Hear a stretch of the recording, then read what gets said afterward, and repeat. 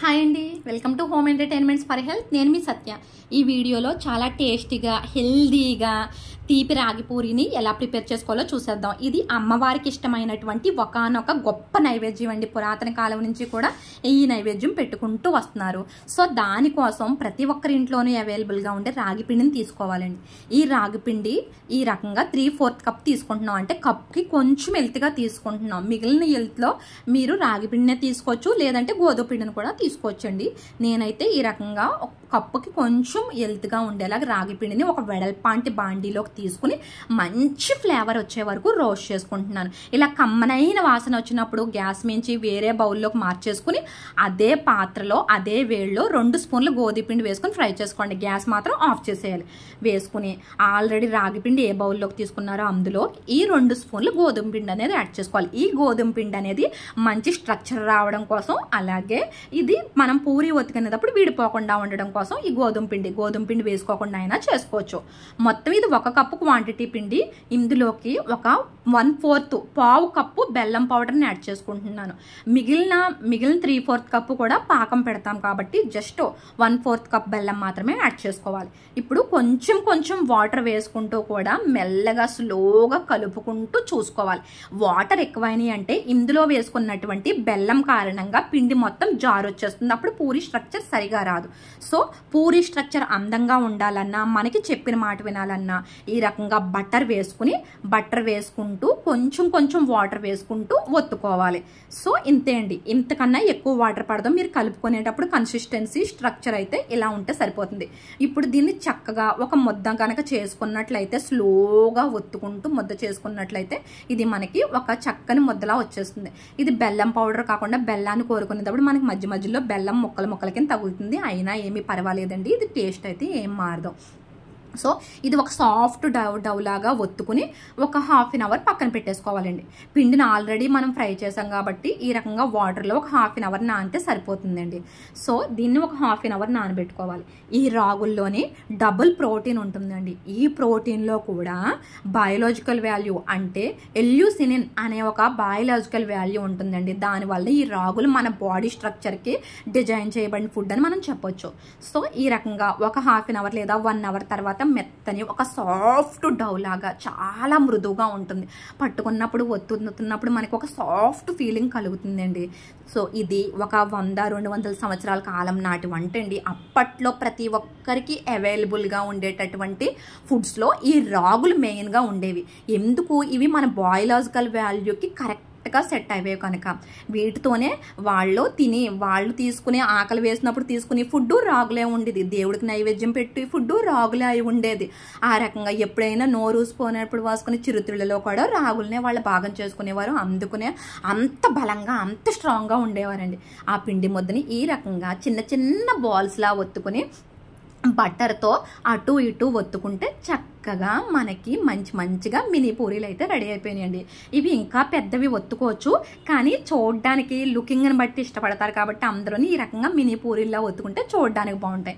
ఇది కొంచెం పల్చగా అయిందండి, అందుకని ప్లేట్లో పెట్టగానే విడింది. అప్పుడు జస్ట్ ఆ అంచు ఈ అంచు పట్టుకొని కలిపేస్తే సరిపోతుంది. ఇందులో వేసిన గోధుమ పిండి వలన ఇదైతే విడిపోదండి.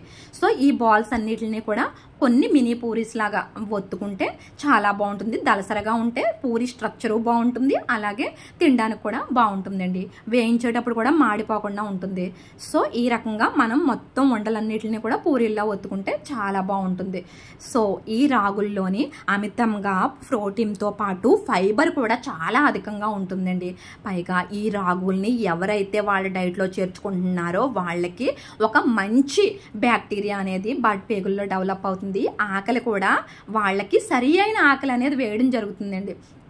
సో చూసారు కదా, ఈ రకంగా మంచిగా పూరీలను అయితే చాలా నీట్గా అయితే ఒత్తుకోవాలి. ఒత్తుకున్న పూరీల్ని బాగా ఒక హాట్గా ప్యాన్ పెట్టుకుని దాని మీద చక్కగా అటు ఇటు రోస్ట్ చేసుకోవాలండి. ఈ రకంగా ప్యాన్ చూడండి బాగా హీట్ అయ్యింది.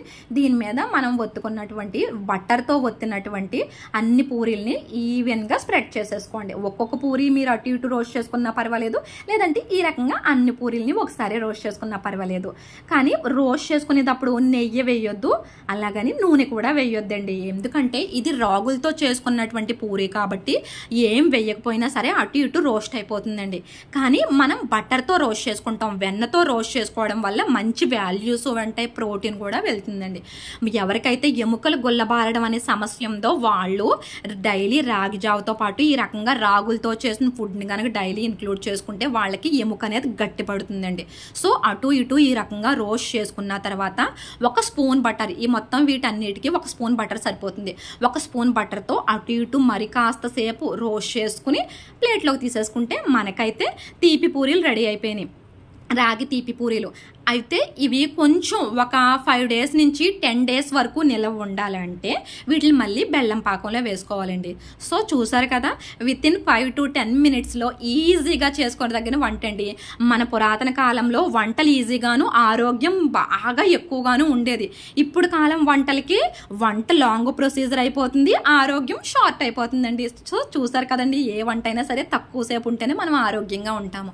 సో ఈ రకంగా అయితే మనం పూరీలను పక్కన పెట్టేసుకున్న తర్వాత బెల్లం పాకం రెడీ చేసుకోవాలి. ఇందాక 1/4 బెల్లం పిండిలో వేసాం కదా, ఇప్పుడు మిగిలిన 1/4 కప్పు బెల్లం ఏదైతే ఉందో ఆ బెల్లాన్ని చక్కగా పాకం పెట్టుకోవాలండి.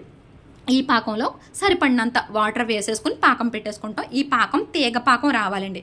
తీగ పాకం వస్తేనే ఇది సరి అయిన టేస్ట్ ఉంటుంది. పైగా ఒక 10 డేస్ వరకు కూడా ఈ తీపి రాగి పూరీలు అనేది నిలవ ఉంటుందండి.